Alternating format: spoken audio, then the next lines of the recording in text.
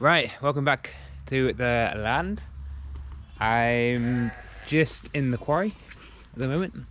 I thought I would just show you around now that spring is kind of properly on its way. Maybe you can hear, but the lambs are definitely here now in the fields. You catch a picture of one of them in a bit, I guess. So all these things growing in here. Just going to show you the you can see up here on the slope.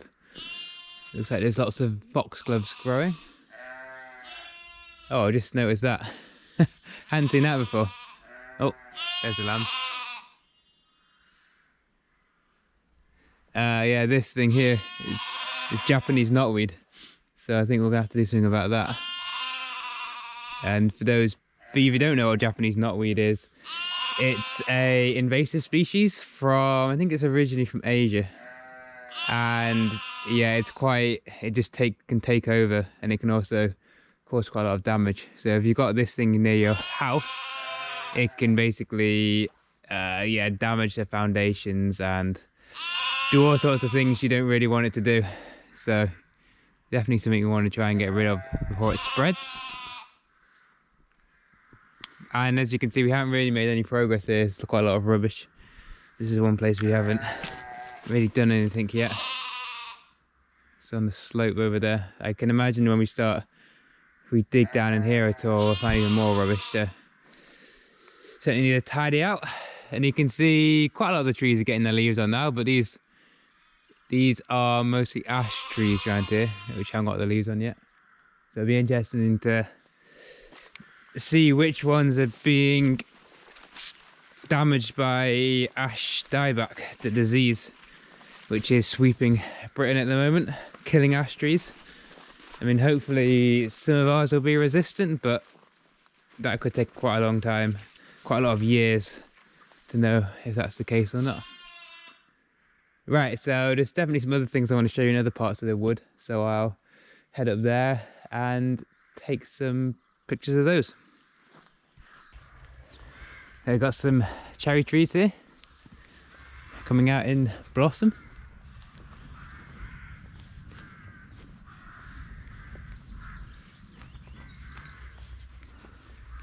The sheep and the lambs.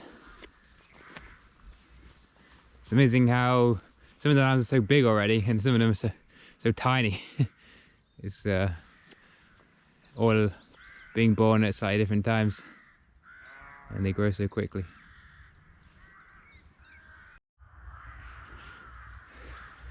The gorse is out in full colour, and we've finally finished clearing all the tree tubes up. So they're all, this is like less than half of them. They're all stacked in, ready to be recycled. And the others are all over here. We're going to be keeping the ones that are in good condition. We'll keep them in case we need them. But yeah, that's probably only a few hundred that we're keeping. And the rest is taken off. And this is some of the other stuff we found scattered over the land. Not quite sure why there's a traffic cone in the middle of the bracken, but might come in handy.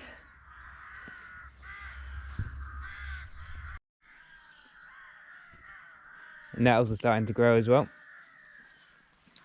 And the bracken is starting to get going, which we'll probably do some control work on soon.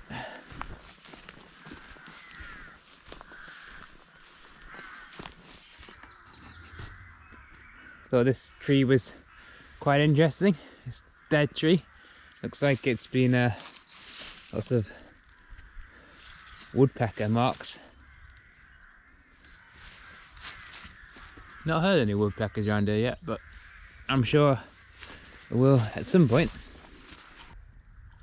So here we've got some primroses. There's quite a few of these over the land. They're nice small flowers. So it's really wet here, and we've got this kind of greenish yellow flower here. Zoom in a bit. And I didn't know what it was, but I've just used Google Lens, and it's saying it's a Chrysler Plenum, which can be found in woodland locations which are very wet and can grow up to 20 centimeters tall. What else does it say here? Yeah, early spring, and normally under deciduous trees. And there's 57 varieties. Can be found over the northern hemisphere and also in Asia and South America, so pretty much all around the world. And so it's good to find something new. Okay, so as you can probably hear, we're by a stream and we've got some wood sorrel here. So it's got white flowers which are drooping a bit more now, so maybe it's on its way out. And then you've got these 3-pronged leaves. So I guess you might say it looks a tiny bit like a clover, but it's, yeah, this leaves pattern is a little bit different. But there's quite a lot of this around the land as well. Thought it was a nice place to stop here. Got a massive bank of primroses here.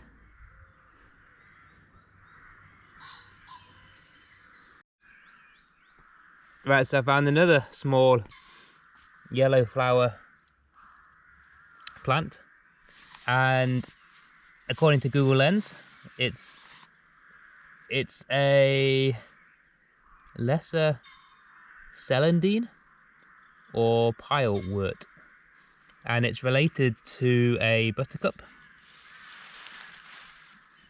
I mean, it's yeah, I mean, it looks a little bit similar. I mean, the petals here are a bit different, and it has these dark green heart-shaped leaves. As you can get a bit closer,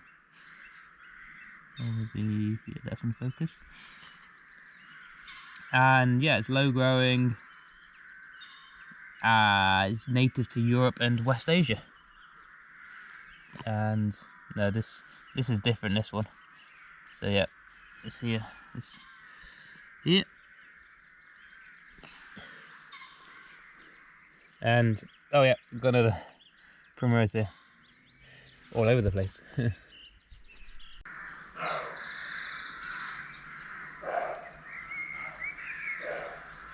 Can you hear that barking noise? It's a deer.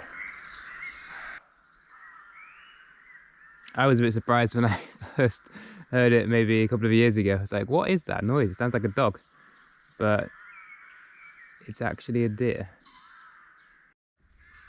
I was just about to run off and I spotted this tiny purple flower. It's violet, I'm pretty sure. I think it's just coming out. There's one here, and then there's one here. It's got no flowers on yet.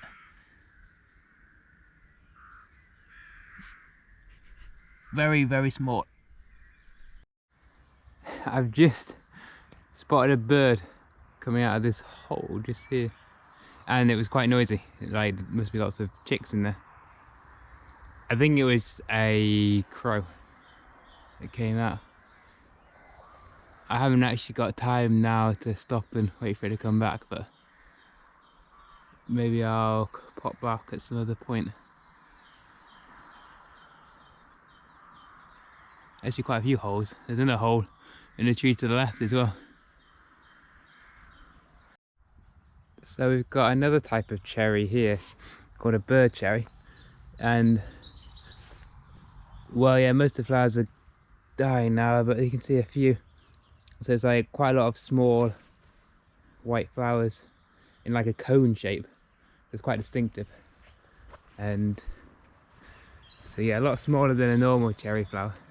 and a lot more together on a little branch.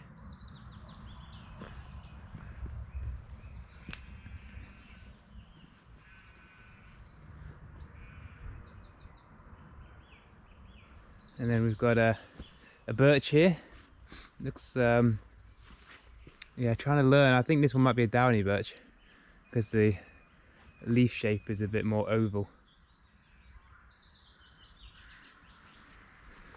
And another, this one's actually a bit later. There's another bird cherry. So it's got more of the white flowers still on this one. Yeah, much better example.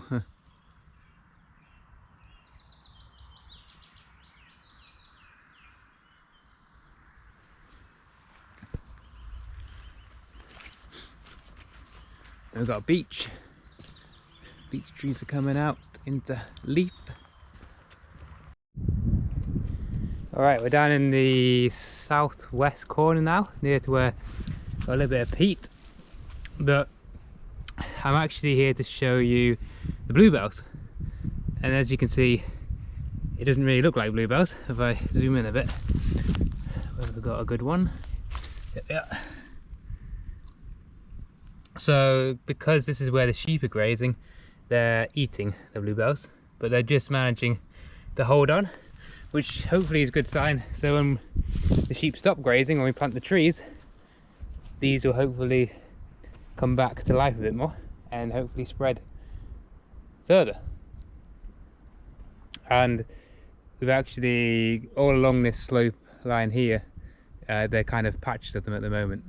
Right, I'm off to finish the planting plan with Hester and Richard, who are just on their way, I think, up the hill. So I'll catch you in the next video when we should be talking a bit more about that plan. And in the meantime, don't forget to subscribe to our channel and have a good week.